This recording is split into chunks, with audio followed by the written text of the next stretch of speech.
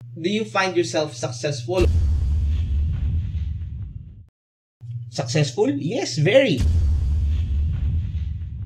Did your content help you find clients, customers? Sinagip ako nung content creating during my darkest moment. Ngayon, kung hindi mo yun aantayin at babago-baguhin mo, lalabnaw yung content mo eh. This episode ng Pinoy Creator Spotlight ay sponsored ni Miss Irene Lick.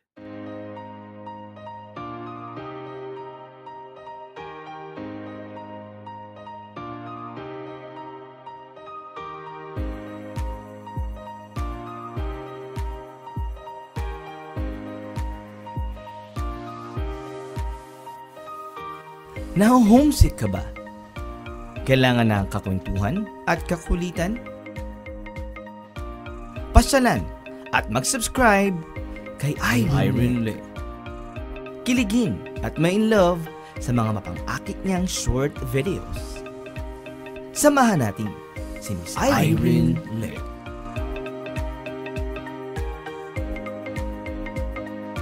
Good morning, good afternoon, and good evening. Welcome na naman sa isang episode ng Pinoy Creator Spotlight.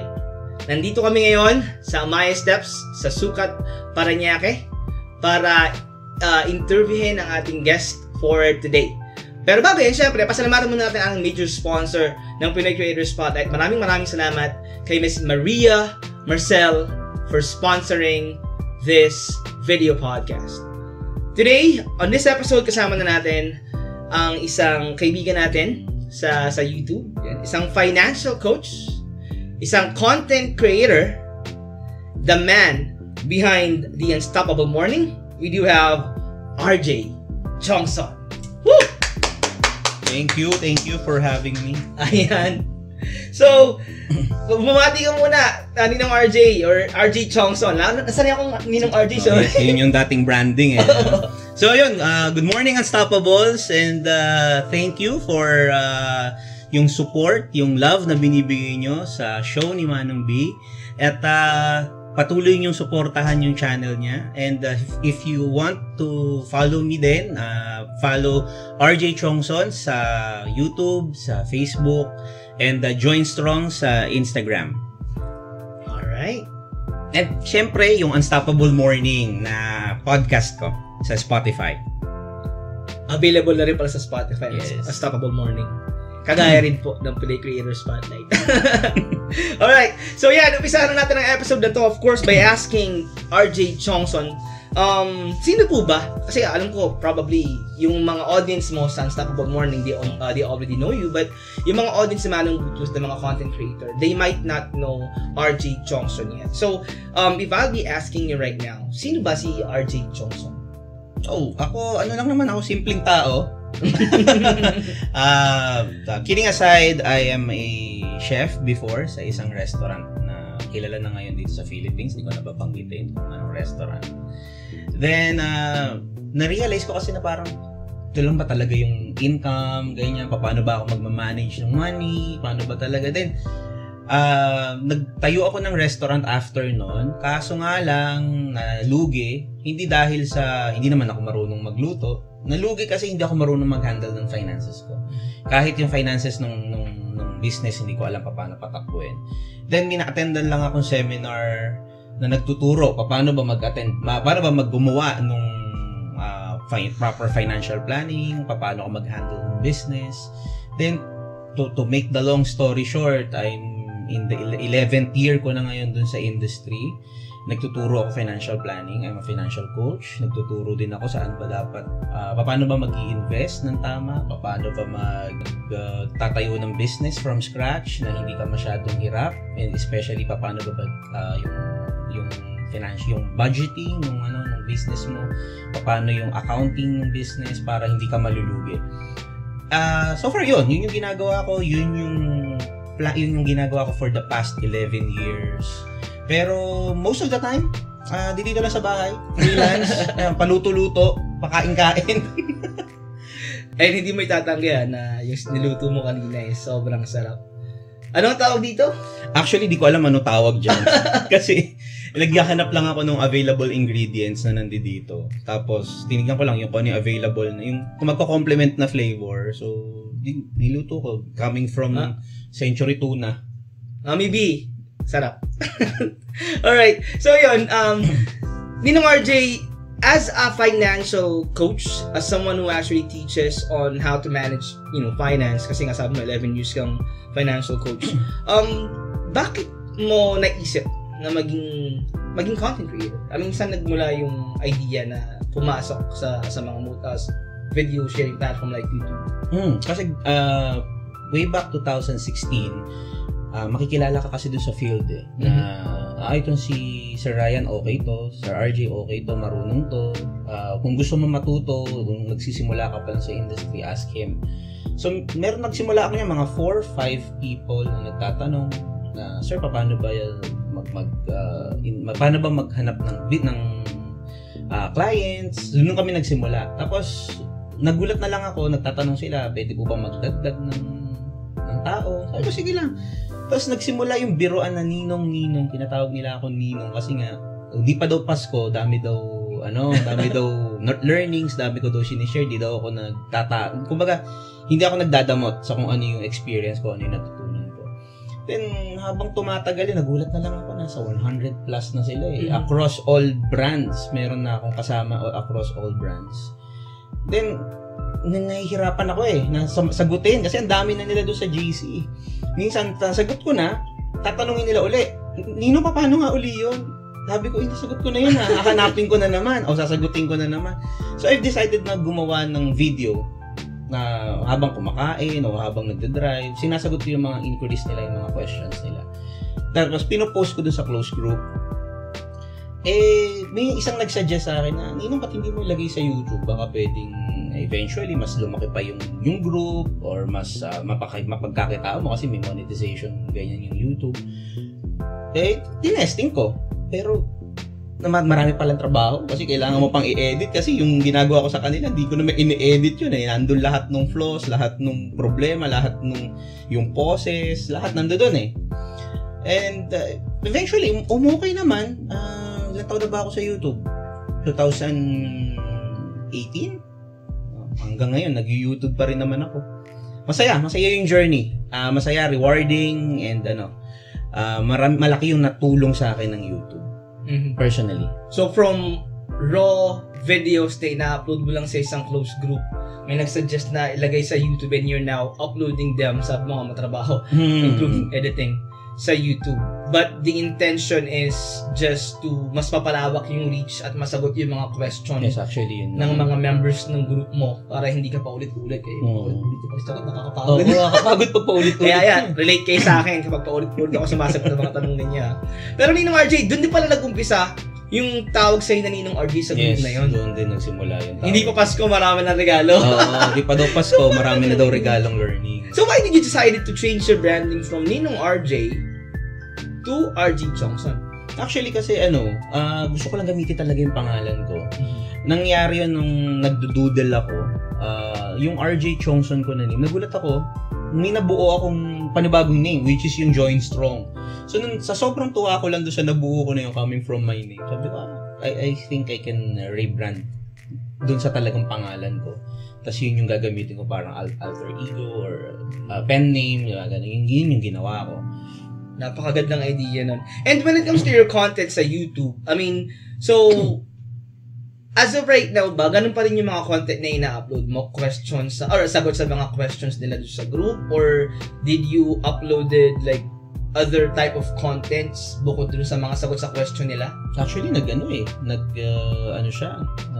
nag-evolve from financial planning or financial questions, paano ba maghanap ng client, paano ba mag-approach, doon kami nagsimula hanggang sa nag-evolve pati yung motivation, yung inspirational message. Naalala ko nga yun, yung parang nagkaroon ka ng daily video ng inspiration. Anong tawag doon? Yung gratitude project. Gratitude project. And it's just very inspiring na ang dami mo ng content creators na collaborate during that time. Puro singers. Na-enjoy mo ba? Yeah. yung I believe that was during the pandemic, right? Yeah, during the pandemic. So, na-enjoy mo naman yung process ng pag-collaborate, pag-evolve ng content mo. Sobrang na-enjoy ko yun kasi ando dun yung nauubliga ka kasi it's a daily thing. Tapos, yung mga kasama naman natin sa community, sobrang, generous in lending their songs. Yung magre-record pa talaga sila para lang bigyan ka ng kanta. Diba? Masaya. Kasi 2 beses ko ginawa yun, 30 days ko yun ginawa So, minsan nami-miss ko na gumawa uli ng ganung content. Kaso nga lang talagang sobrang matrabaho siya, time-consuming. Editing pa lang, time-consuming na Yun ang masaya sa, sa community natin really help each other. Hindi ko lang alam kung if it was just during the pandemic na wala masyadong ginagawa ang karamihan or feeling ko naman until now It's just that, yun nga, marami lang talaga tayo mga kaibigan na nakasabayan sa YouTube na medyo nagpahinga na or na-busy, mas nag-focus sa trabaho nila. And you enjoying the platform, creating content, your content evolving is actually a good sign. Ibig sabihin, as a content creator, di ba, you're growing and you're, nagle-level up ka. But based on the content na na-upload mo na, na-publish mo na, nagawa mo na on your channel, do you find yourself successful or na-meet mo ba yung initial goal mo ng pagpasok sa social media or yung pag-upload ng video? Actually kasi kung nang titignan ko lang, kasi ako nagkaroon ako ng malaking challenge before the pandemic I'll share it na lang kasi open naman ako doon. Naghiwalay kasi kami ng wife ko before the pandemic. Then yung pag-create ko ng content, sa dami ng ginawa kong content, actually hindi ko siya ginawa para nung time na yun hindi ko siya ginagawa to please anyone. Parang ako yung minomotivate ko yung sarili ko during that time na ito yung gawin mo, ito yung dapat na ginagawa mo, you need to be positive in this situation. Tapos natulungan pa ako ng community dahil binibigyan nila ako yung song na napaka-uplifting nung song, diba? So ang daming doon yung healing process sa akin, doon siya nag-start. Kumbaga, ang laking tulong ng paggawa ng content sa akin. Kaya kung sa tanungin mo ko, na-achieve ko ba? Actually, kung sasagutin ko yan directly, more than successful yung masasabi kong dyan. Kasi, sinagip ako ng content creating during my darkest moment. Although, syempre, di naman mawawala ang Lord doon sa buhay natin, yung assistance niya. Pero ginamit ng Diyos yung content creation, yung paggawa ko ng content during that time, for me, na mag-grow, mag-heal, makatayo uli sa sarili ko, na, pandemic pa nun, di ba? Hindi naman tayo pwedeng lumabas, makipag-socialize. Pero lahat yun, naggamot, na naiayos ng time, ng content. So, successful? Yes, very. Kasi it's a life Kumbaga, buhay yung nasagip, buhay yung natugunan. Mental health, kumbaga. So, yeah, I think I can say na very, very successful. Not just success, it's very successful for me. That is something that I don't know, na meron ko pala pinagdadaanan during that. Hindi lang alam. Medyo malihim ka na, hindi ko alam yun, Pero it's good to hear nga, nasabi mo nga na yung pag-create ng content is sinalba ka when it comes to helping your mental state during that time. Siguro, kung tama yung term, depression. But, going to that initial purpose mo, kung bakit ka nag-create ng content, yun nga, di ba, yung mapalawak yung reach, masagot yung mga question yung nasa group mo, probably to build the business around it, kung mas marami ka ng reach. Did your content help you find clients, customers na pwede mong turuan for financial anong tawag doon? Financial literacy? Yes. So, did content creation, did your channel, yung mga videos mo, did it help you to grow your business and to help you grow as a professional, online professional? Yes. Actually, malaki yung nakuha kong client base because do sa yung pagko-content creation. Marami pa ako na-encounter na tao na nung in-approach ko sila, kahit na virtually yung pag-a-approach mo na baka gusto mong bumili ng insurance, So, ganito, turuan kita budgeting. Ang lagi ko naririnig sa kanila, parang magkakilala tayo. Parang close na tayo. Parang ganon. Kumbaga, yung content creation, yung mga contents ko, natulungan na mag-build ng rapport. Na kahit hindi ko sila kilala, minsan may mga lumalapit, nagme-message. Pero, Ninong RJ, tatanungin lang kita, meron ka bang video na nag-viral? Hindi naman ganun ka-viral, pero meron naman. Naka-gain traction. Meron pero hindi mo masasabi na sobrang daming views, 100,000 views. No, wala naman. Walang ganun. Pero, as of right now, ilan yung subscribers mo on your channel sa YouTube? Maliit lang subscribers ko sa YouTube. Nasa 3,000 subscribers lang ako. 3,000 subscribers, walang viral video. But, you can say that those videos on YouTube help you to get clients and customers. Bago tayo magpatuloy, ipakikilala ko muna sa inyo ang ating major sponsor. To make the difference. Because sometimes when people talk, no one listens. But I do. I don't want to be a follower. I want to be an example. Some example that you feel good about doing, not for attention, but it's because you want to do it.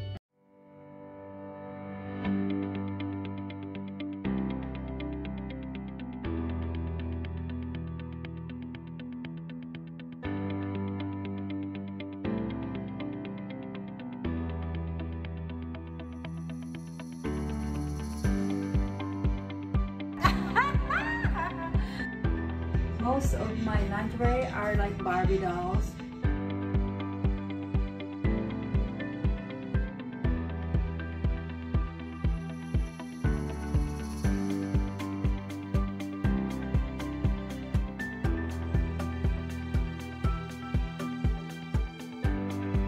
Maria Marcel.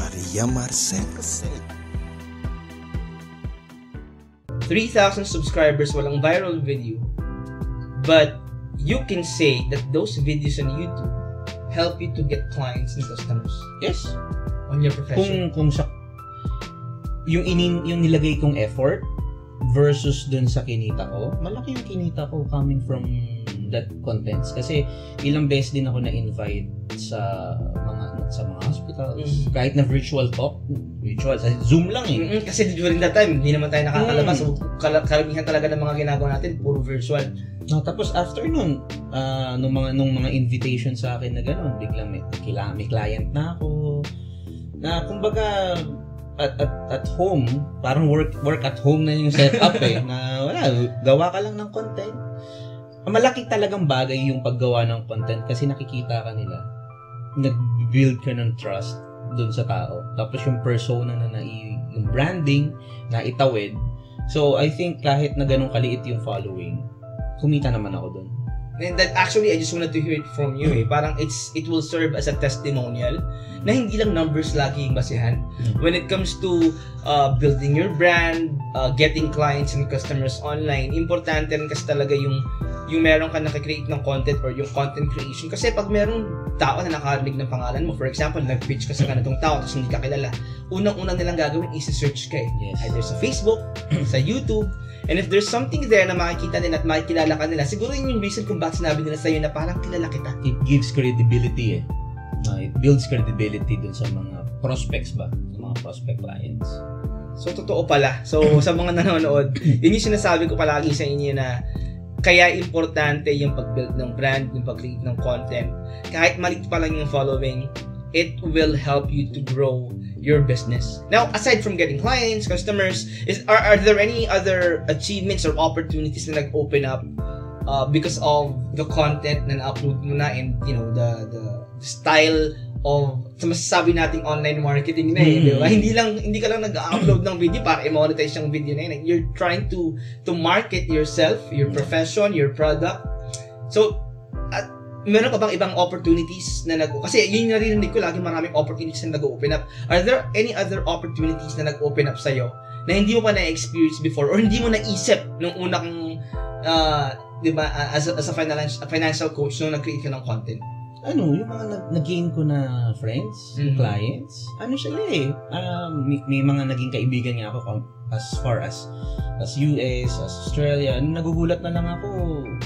nagsusupport, nagpapadala ng kung ano-ano, nagpapadala ng gift. Minsan sila pa yung magbibigay ng constructive criticism, pero ang pangit ng audio mo, padalang ka namin mic. May mga ganon. So, para sa akin, kung opportunities lang, nag-gain ako ng maraming kaibigan because of content creation. Hindi lang dahil may community. Kumbaga, bonus na lang yung community na na-build natin. Pero meron akong mga followers talaga na hindi ko pa nami-meet. Ka-chat ko lang.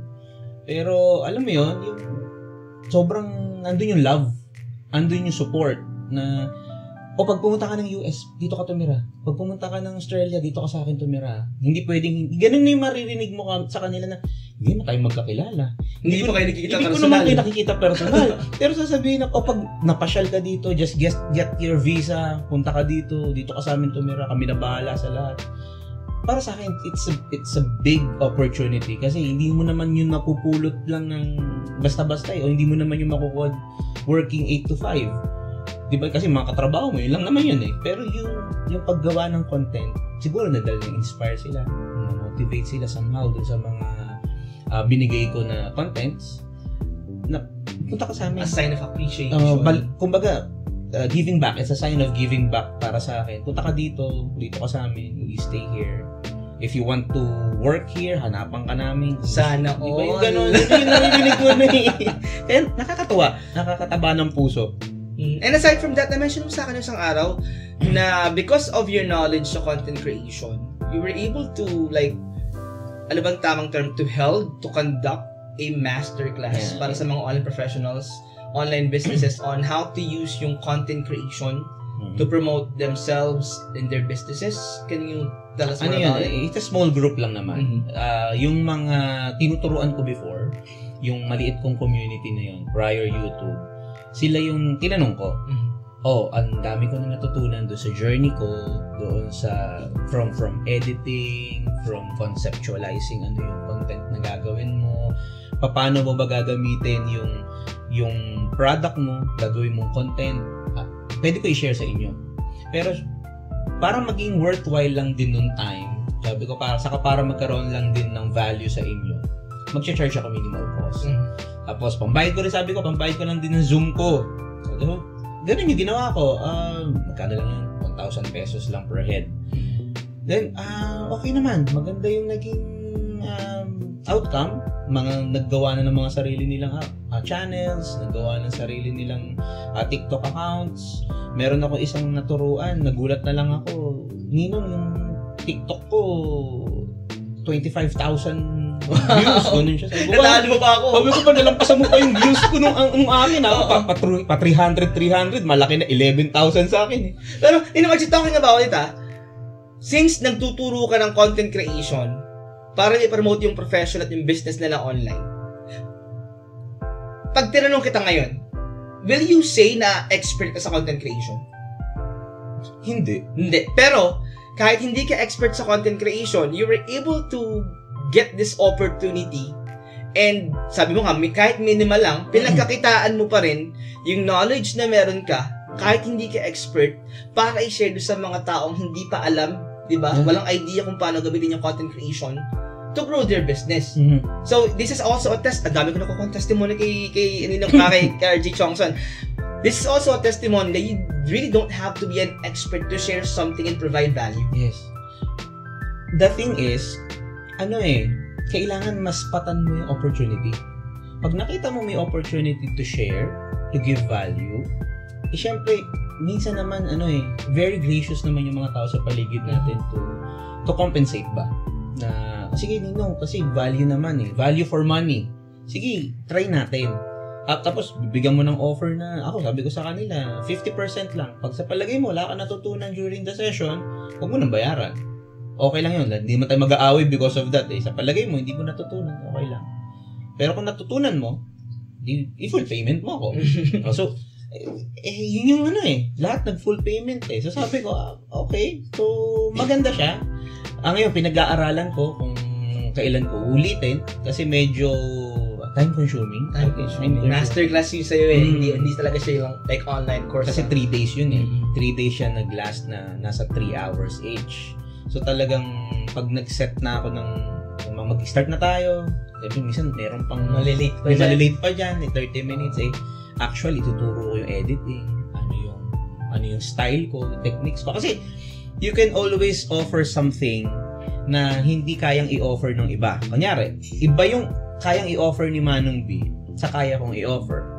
Magkaiba yon.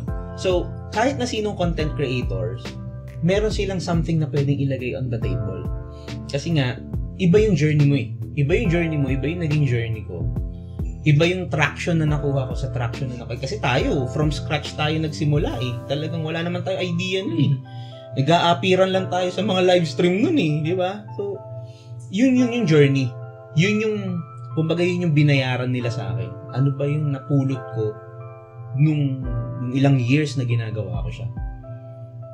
And yung mga shinare mo na yun, syempre, meron mga taong makaka-appreciate sa'yo, diba? Because they will benefit from it. Yeah. And since iba rin yung sinasabi mo na iba yung journey ko, iba yung mga natutunan ko, iba yung purpose ko, iba yung mga tao, ibang market din. Ibang market. Yung makaka-appreciate. So, everyone, kahit pasabihin mo parehas tayo ng itinuturo, magkaibang style, may kanya-kanya tayong market. Hindi mag-o-overlap yun.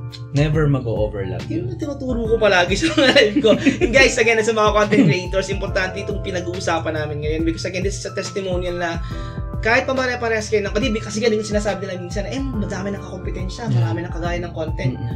Regardless kung marami ka ng kagaya ng content, ang tanong palagi sino yung mga makaka-relate sa'yo? Yun yung magiging market, magiging target audience mo. Parang ano lang yan parang food. I-relate ko sa pagluluto, di ba? Lahat naman tayo marunong mag-adobo. Pero, bakit iba-iba yung adobo? Ganda ng analogy. Kasi diba, iba-iba yung panlasa ng tao. Iba yung, gusto kong adobo, maalat. Mamantika, maalat. Meron ang gusto, matamis, may sauce. Diba? So, iba-iba yung style, iba-iba yung approach, iba-iba yung pinanggalingan, iba-iba yung nagturo. So, iba-iba yung output. So, dahil iba-iba yung output, iba-iba din yung pwede mong ibigay. You have your own voice, you have your own talent. Yun yung ibigay mo. Wag mong isipin na, hindi kasi pare-parehas na lang Ito na lang Kung tutuusin, parehas lang naman kayo ni Say My Name ng start, di ba? Pero, magkaiba kayo ng style. Magkaiba kayo ng flavor. Kung gusto ko na maalat, Say My Name ako. Gusto ko na medyo matamis-tamis, kay Manong B ako. So, parang ganun lang naman yun Sabi nga nung guest ko the last time, tuloy mo lang nang ituloy yung ginagawa mo. Kasi, merong tamang tao na makakarinig sa tamang tenga, yung tamang tao. Pag nakuha mo na yun yung doon magsisimula yung fan base mo. Tamang tao, tamang tenga. There's a market for everyone. Ang ganda nun. Ang ganda nun daw. Ayan. Now, may bala ka bang sundan yung masterclass mo? Guys, sa mga hindi pala nakakaalam yung masterclass is a live training. Parang live paid training. Well, of course, pwede mong kung free ang gusto. Masterclass po yung tawag doon. Live training siya, hindi siya recorded. So, kapag hindi ka naka-attend, well, there's sometimes an option na pwede mo i-play yung replay, dyan. Pero yung masterclass, at least live ka makakapanood, you can ask questions real time. So, yun yung masterclass. So, are you planning to do it again? Kasi baka may mga small businesses tayo, mga viewers dito na might want to register in the future. Pinag-aaralan ko paano kasi ang hirap gawin mag-isa. So, definitely naghanap akong partner para, ikaw, baka gusto mo, mag-partner na lang tayo. Pag-uusapan natin yan sa tamang tenga. Tamang tenga. Oo. I'm also planning to do, this kind of stuff. Yun lang talaga maraming priorities as of right now. Pero syempre, we are always, nasa bahay lang naman ako. Ayun. Now, ito na yung gusto kong pag-usapan. Medyo late naman tayo, Again, yung content mo, mula lang nag-umpisa tayong magkakilala sa YouTube, high five tayo doon, are really inspirational, financial tips, financial literacy, mga inspirational, motivational, messages. Now, napansin ko nito nakaraan sa Facebook mo, na ang mga content mo is yung mga cooking. Ang galing mo nga gumawa ng video yung sa egg. Gustong-gusto ko yung sa egg na kung paano, hindi ko naman tawag doon yung malambot yung loob. Yung onsen tamago. Oo, yung mga, hindi ko kasi matandaan yung mga tawag kasi hindi talaga ako marunong magluto. So, bakit parang from that type of content, naisip mo rin gumawa ng mga cooking content? Passion. alam mo yun, sabi nga nila, pag God-given yung passion or God-given yung gift, kahit na itago mo yan, kahit na kalimutan mo yan, dadating yung time, lalabas at lalabas yan. It will catch up on you. Kumbaga, talagang kakalabitin ka yan. So, yun yung nangyari sa akin dyan, na parang, huy, nagluluto ka araw-araw. Sayang naman, i-share mo naman. Hindi mo nga alam yung tawag sa niluluto mo. Share mo naman, baka naman may mga taong nag-iisip na ano ba mailuluto sa araw na to. Share mo lang. So, tinry ko. Then, I was thinking, paano ba, until now, yan pa rin yung struggle, paano ko ba siya i-combine? Kasi nga talagang medyo north and south kasi, medyo malayo kasi talaga siya. Pero, nakahanapan ng analogy, kagaya kanina, nahanapan ko ng analogy, pero... Si adobo, di ba? The adobo analogy, pero minsan kasi, hindi laging may ganun. So, yun doon ako nahihirapan na, paano ko ba siya i-combine?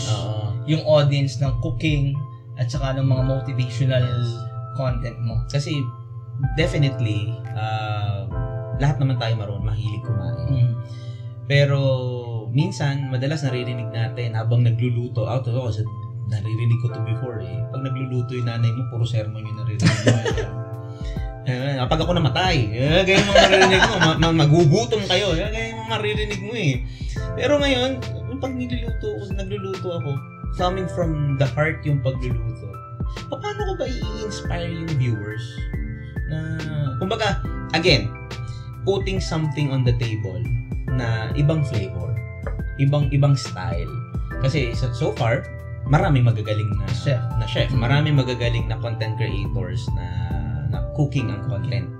Pero yung flavor ko is kasi i-merge ko siya sa motivation. So yun yung until now it's a work in progress. Pinag-aaralan ko pa rin.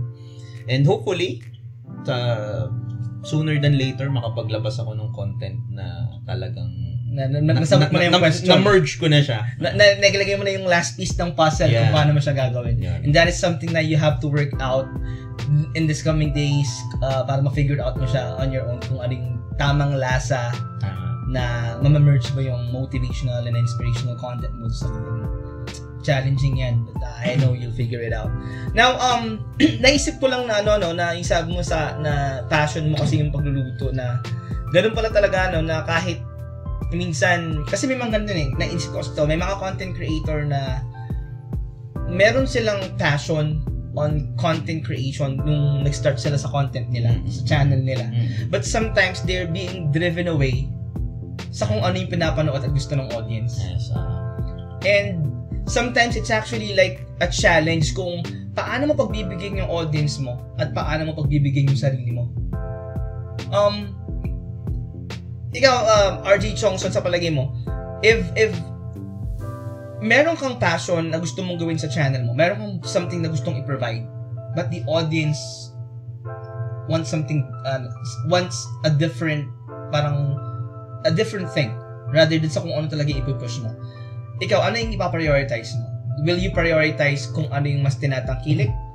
Or mas ipaprioritize mo kung ano yung masaya kang gawin? Ganda ng tanong mo. Kasi ano yan dinaanan ko. Kinabi ko nga kanina, subscriber count ko is 3,000 subscribers. Ilang beses pa lang naman ako sumahod sa YouTube, technically. Kung tutusin, kung kumita sa YouTube, hindi pa talaga. Yun yung sasabihin ko. Sa ibang avenue, yes. Ngayon, tinatanong mo kung ano yung susundin ko, yung gusto ng tao. Kasi totoo naman nung nag-uumpisa tayo, nakakatawa man sabihin, pero lahat nag-chubby bunny. Lahat alala mo yan? Yung mga nakasabay sa prank, nakasabay sa mga kung ano yung usong content. Lahat reaction video. Lahat tayo halos ganun Kung ano yung trend. Yes, yun yung gustong content. Yun ang content. Diba? Lahat nagtatala, diba? Ako, nung time na yun, tinatanong nila ako, ba't hindi ako sumasabay dun sa tala? Kasi hindi ko talaga sinasabayan. Never akong sumabay. Kasi I was thinking of, ito yung strength ko Dito, ito yung madali para sa akin. Although, I'm enhancing myself naman. Inaaral ko, pinapaganda ko, na iniisipan ko ng twist. Pero ayokong lumayo dun sa mismong content ko. Kasi, yung branding yung inaalagaan ko eh. When you establish your brand, yun na yun eh. Kailangan doon ka mag-operate sa brand mo. Again, babalik tayo dun sa mag-antay ka. You need to have patience na makarating sa tamang tao, sa tamang tenga. Ngayon, kung hindi mo yun aantayin at babago-baguhin mo, lalabnaw yung content mo eh. So, pagdating ng panahon, ano na yung identity mo? Marami akong kaibigan. May kaibigan ako nagsimula motovlogging. Ang ganda ng motovlogging. Tutorial, may mga following. Bigla siyang nag-shift into teaching YouTube algorithm. Wala naman akong doon kasi journey niya yun. Pero kung ako lang naman, kung ako tatanungin, sayang yung na-build mo ng community. Kasi palaki na yun eh. May traction na siya eh. Binitawan mo just because you want something na iba. Na mas, anong tawag dito, na mas in ngayon. Mas in lang. Mas trend. Oo. Parang walang pinagkaiba sa business yan eh. Tayo, di ba? May kapitbahay mo magtayo ng bakery. Bukas yan, isang buong street na kayo doon. Puro bakery na kayo doon. Di ba? Magtayo ng sari-sari store. Next week, puro na sari-sari store yan. Yun ang problema sa ating mga Filipino. Hindi natin minamahal yung gift. Meron tayong sariling gift eh. Meron tayong innate sa atin. Ano yun? So, kung ano yung innate sa'yo, that's God's calling to your life. Pag yun ang tawag sa'yo ng Lord, yun yung pagbutihan mo. Yun doon ka mag-focus. Yun yung palaguin mo. Sabi nga sa rule ng marketing saka sa sales eh, pag nagma-marketing ka parang coil, coming from inside, dahan-dahan palabas. Parang katol, paikot ng paikot, palaki ng palaki. So, paano ka lalaki ng palaki kung hindi ka magsisimula dun sa gitna? Magsisimula ka sa sarili mo. So, kung ako tatanungin kung ano yung gift mo, tanong dyan eh, ano ba magandang content? Yun lagi eh. Kung ano yung gift sa'yo, kung ano yung calling sa'yo, you need to, to establish that. Pag na-establish mo na yun na yung paghusayan mo. Doon mo ibuhos lahat. Kasi ako, hindi ako magaling, hindi ganun kalaki following ko, pero naisipan ko na nagtuturo ako. Ito yung pinagkakakitaan ko. Nagluluto ako. But, although struggle pa rin, di ba? Sabi ko, dapat papagsama ko to eh. Kasi ito yung God-given gift sa akin. Dito ako mag-excel. Ito yung magiging, kumbaga, I'm doing this passion. Hindi na siya dahil, kikita ako dyan. Hindi na. You're doing this very passionately. Galing na sa puso mo.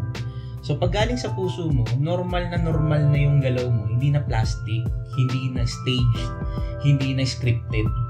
Talagang normal na flow na. So, pag normal na flow na, makaka-adapt na. Dami na makaka-relate sa'yo na, ay, ganyan din ako eh. Ay, ganito rin ako eh. Ang galing niya, no? Doon nalalaki yung fanbase mo. Yun yung perspective ko. Kaya, never akong nag-try ng uso. Kasi, kaya hindi rin ikaw nagtala. Inahabol kasi nila yung trending eh, di ba? So, hindi ko yun ginawa.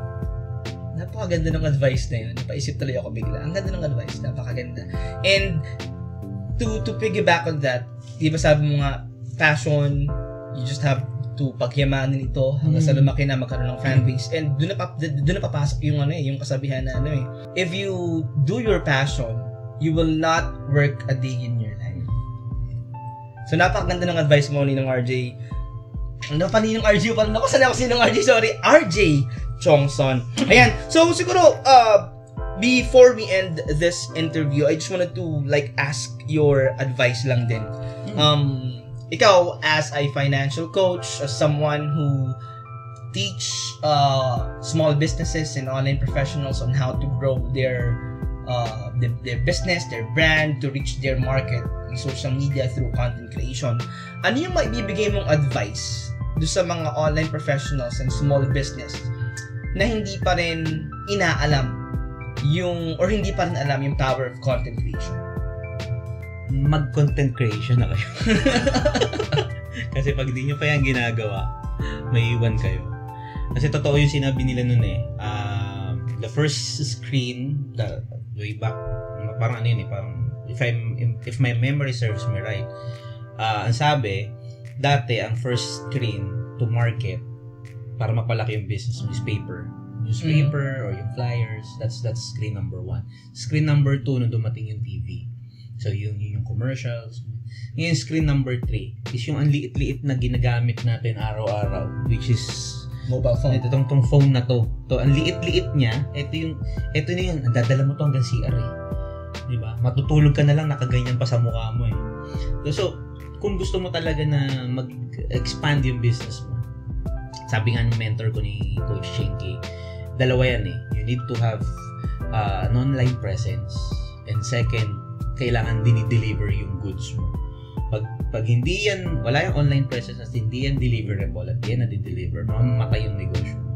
So, kung ako sa inyo, kung may small business kayo at wala pa rin kayo sa social media, wala pa rin kayong contents, mag-isip-isip na kayo. Kasi kung ang TikTok nga, wala na nga yung essence ng TikTok ngayon.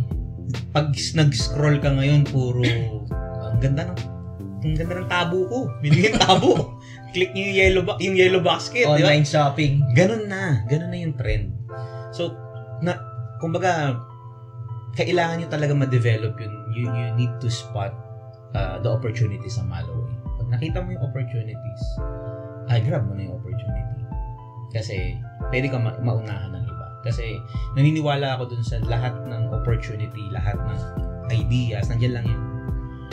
Lahat tayo pwede natin itap. Unahan na lang sino mauna mag-tap. So, ganun yung suggestion ko. It is really important to be in front of your target market. And most of your target market right now are on social media. Mas marami na ngayon ng may internet kaysa may cable. Yes! So, kailangan talaga, wag kayo magpahuli. Kung hindi pa kayo marunong on how to create content, ano bang ginagawa ni Manong Bluetooth, ni RJ dyan, pag nagkaroon na ng mga masterclass na sinasabi niya, pag nag-launch na ulit, you can always register and learn from him. And from me din. As someone who, lang kayo kay Manong teach on how to become a better content creator. Now, siguro, last advice. Advice mo naman dun sa mga content creator na ngayon. Siguro sabihin natin yung mga kaibigan natin na content creator na they don't feel growth. Not only on their channel pero primarily channel yung sinasabi natin, pero they don't feel growth. Siguro kasi naiisip nila, sila 4,000 subscribers, 5,000 subscribers pa rin after 3 years. Do you have any advice sa kanila? Kasi maraming ganyan eh. Don't lose hope. Don't stop. Kasi minsan baka mamaya, yung palang content mo, taliwas sa kung ano yung strength mo. Diba? You need to evaluate din. Diba? Kasi may mga kaibigan nga ako na nagko-content dati luto eh. Ngayon, puro prank yung ginagawa. Well, ano pa rin nila yun? Choice pa rin nila yun. Laki na ng following nila. Pero, kung hindi ka nagkakaroon ng traction, wala pa rin, okay lang yun. Ako kasi, I treat it as hobby. Lahat naman ng tao kailangan ng hobby. Yung iba, nagdo-drawing, yung iba, nag-scrapbooking. Ako para sa akin, yung content creation, ang hobby ko. Kasi siya eh, it's a form of art. Diba, lagi kami mapapanood, ang galing nun ah. Paano yung ginawa yung transition na gano'n? Pag nakapanood ako ng gano'n, inuulit-ulit ko na yun, tinitignan ko, paano ko ba gagawin yun? Kasi gusto ko matry. Kasi para sa akin, art.